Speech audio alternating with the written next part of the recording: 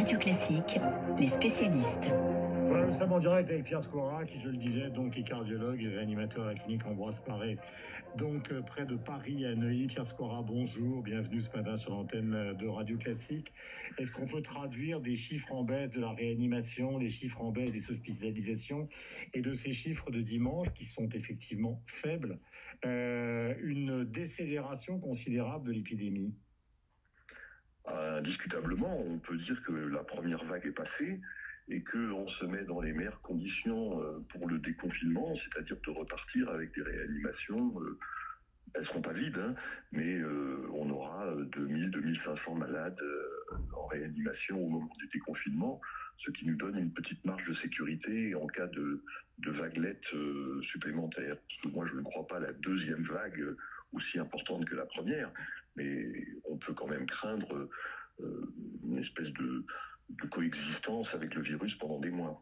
Pierre Scoira, justement, pourquoi considérez-vous, vous qui avez été justement au cœur du drame ces dernières semaines, que la deuxième vague, malgré le déconfinement, devrait être ou pourrait être moins intense? Eh bien, pour plusieurs raisons. D'abord, une partie des patients ont été séroconvertis, donc le virus, lorsqu'il va se développer, va trouver devant lui un certain nombre de barrières, c'est-à-dire les gens déjà immunisés. Deuxièmement, les Français ne sont pas idiots, ils ont compris que c'était pas une grippette et qu'il fallait prendre des précautions. Donc je pense que on n'est pas prêt de se refaire la bise, de s'embrasser, de faire des grandes fêtes à des centaines de personnes, d'aller dans des salles de concert bondées. Voilà, ça fait déjà un troisième barrage.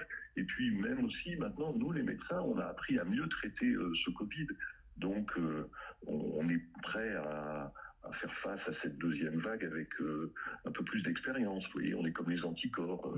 À la deuxième présentation, on réagit plus vite. Il y a eu beaucoup de polémiques sur les médicaments donnés ou pas donnés aux gens qui sont touchés.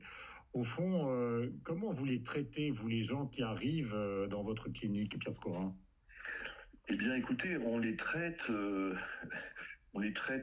comme le pari de Pascal, vous voyez, en essayant de faire ce qui est le moins dangereux. Alors, on a, comme tout le monde, au début, donné de la chloroquine et de l'azithromycine.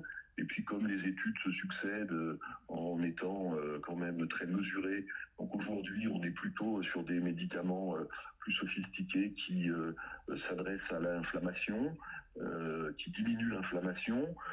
Mais surtout, on a appris à prévenir les complications, c'est-à-dire que les patients sont sous anticoagulants tout de suite, on ne les intube pas aussi vite qu'avant. Enfin voilà, on a appris cette maladie.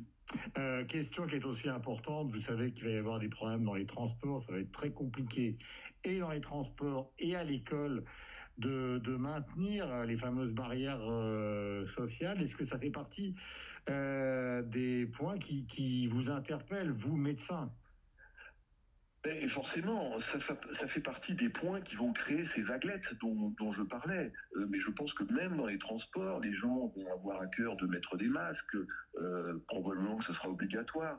Même dans les écoles, les enfants vont apprendre à se laver les mains, vont apprendre à ne pas se regrouper, à porter des masques. Et donc tout ça va faire en sorte que la deuxième vague soit beaucoup moindre.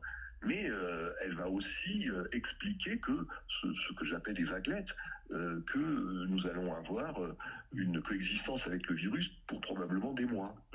Vous n'êtes pas virologue, vous êtes réanimateur et cardiologue, mais au fond, ce virus, avec l'expérience qui est la vôtre depuis des années, au fond, il est de quelle nature? Il est totalement mystérieux pour vous, ou est-ce qu'au contraire, au fur et à mesure, justement, des semaines de traitement, vous avez appris des choses sur sa nature? Alors, non, franchement, il n'est pas mystérieux. Il se comporte a priori comme les autres virus. Il est simplement plus dangereux, c'est-à-dire les formes graves sont plus fréquentes. Il est plus virulent, c'est-à-dire il se propage beaucoup plus vite qu'une grippe.